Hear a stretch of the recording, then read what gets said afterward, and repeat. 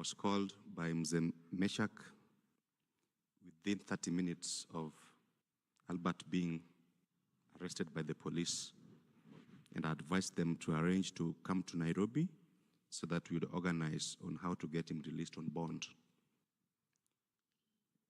The next call I got from him again, less than 12 hours later, is that Albert is dead. And so we did not leave to attend court to get him released on bond. He has left us with many other cases that we are facing in court now. It's very unfortunate, indeed very unfortunate, because we do not live as per the dictates of what our Constitution says. Because it's unfortunate that Albert has gone, and so we do not have his side of the story.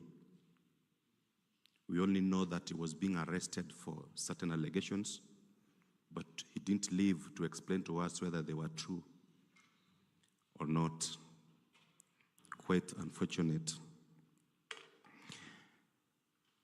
My brother Ken has spoken, and indeed there's quite a long list of those who have stood with us. He could not have mentioned all of them. And so our prayer is to those whose names may have not been mentioned to know that we do not take their support for granted. We appreciate each and every individuals and organizations that have stood with the family from the date of 8th, when we got to know about the death of our brother, until today. But just to mention a few of them in no particular order: there's Vocal Africa, there's LSK, there's IMLU, there's the Baptist Church, there's Justice Restoration Commission, Katiba Institute, the judiciary, of course, the doctors who helped us with the autopsy, the Gen Z community. In fact, the Gen Z community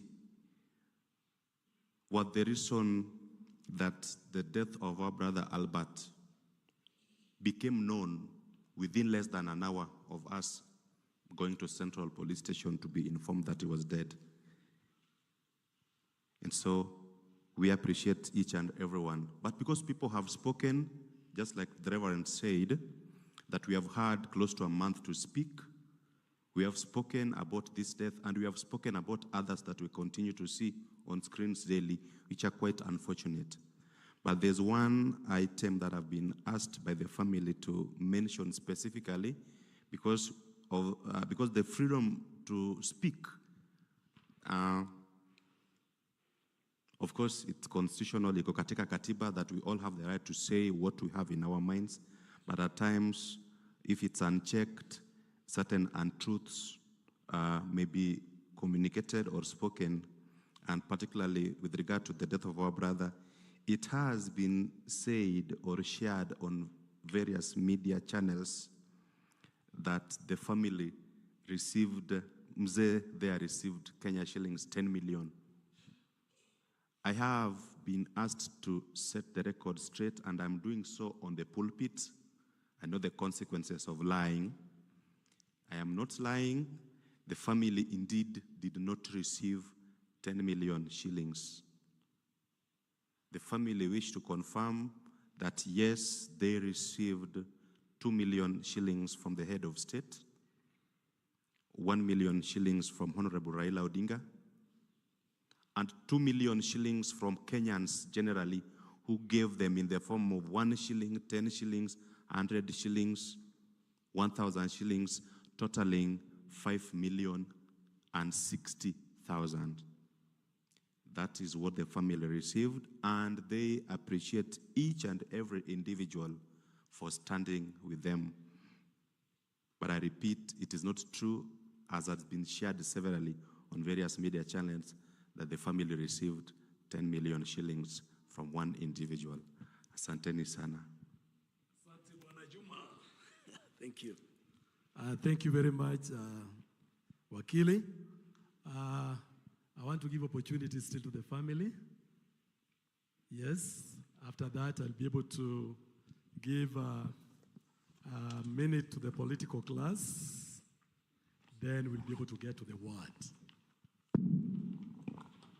Asante. Mama, kujeni. Kwa sababu ya wakati. Our praise and worship team, just a number please. As the family stands here. Cha kutumaini sina. Praise and worship, Masha. Cha kutumaini sina. Ila damu yake Yesu, sina wema wa kutosha, dhambi zangu kuziosha.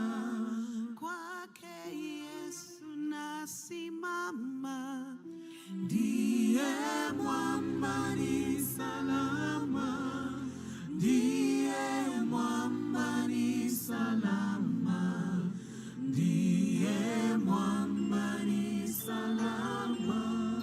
Kwake Yesu nasimama, ndiye mwamba ni salama, ndiye mwamba ni salama, ndiye mwamba ni salama. Damu yake na sadaka nategemea daima, yote chini ya kisha, Mwokozi atanitosha. Kwake Yesu nasimama, ndiye mwamba ni salama, ndiye mwamba ni salama, ndiye mwamba ni salama.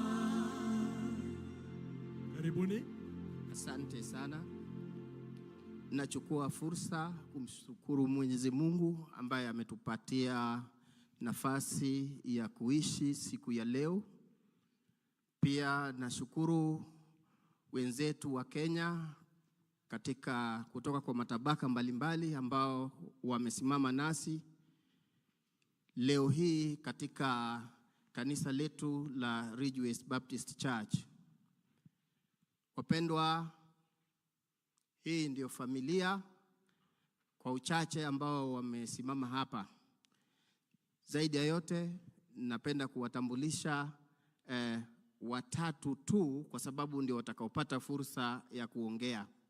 Watatu hawa, nikianza na mke wa marehemu Albert ambaye amesimama hapa, na huyu ni mamake Albert, mimi ni babake Albert. Kwa hivyo naona vyema nimpatie mke wa kijana wangu nafasi ili kaweze kuongea. Mama yake atafuata, hatimaye mimi nitatamatisha. Hi everyone. Bwana Yesu asifiwe. My name is Nevnina. Most of you are calling me Nevnin, but it's Nevnina Onyango Omondi. I'm the wife to the late Albert Ojwang. Albert has been my friend, my best friend since way back. I met him in 2021 when he visited Kisumu. Actually, I met him through a mutual friend. He's from Pwani University as well. He's called Kotonya. So he's the one that gave Albert my number. And actually, Albert reached out and he was just saying hi. So through that, we communicated for a while and our friendship grew. And God blessed us and we became one. He has been an amazing person in my life. He has been really encouraging. He's made me courageous. You know, at some point I was weak, I was down, but he'll sit me down and tell me, you know, you don't have to be shy. At some point, you don't have to be like weak. You have to stand out, talk, be very courageous like me. But he was conserved but courageous as well because he was a teacher. You know, teachers have to be vocal. So Albert left at a time where I didn't expect that he would leave, but it was God's timing. And us as human beings, we can't do anything about it. It's heavy on us. It's heavy on me. It's heavy on my son. He actually doesn't know anything that is going on, but it's heavy. So